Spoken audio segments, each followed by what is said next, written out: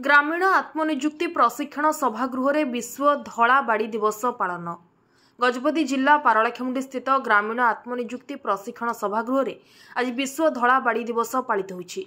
समर्थ अनुष्ठानर सभापति निरंजन बेहरा अध्यक्षतार मुख्य अतिथि जिला परिषद अध्यक्ष जी तिरुपति राव, सम्मानित अतिथि डीएसएसओ एल संतोष कुमार, सीसीडी अध्यक्ष जगन्नाथ राजू अन्य अतिथि माने उपस्थित रही आज विश्व धला बाड़ी दिवस पालन को निज निजर अभिभाषण प्रदान करथिले।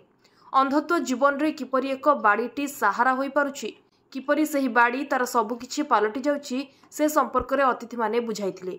एही अवसर रे किछि दिव्यांग माननकु धला बाड़ी प्रदान करा जायतिबा बेले किछि विशेष लोकंकु पुरस्कृत करी कार्यक्रमटीर परिचालना करा जायतिला।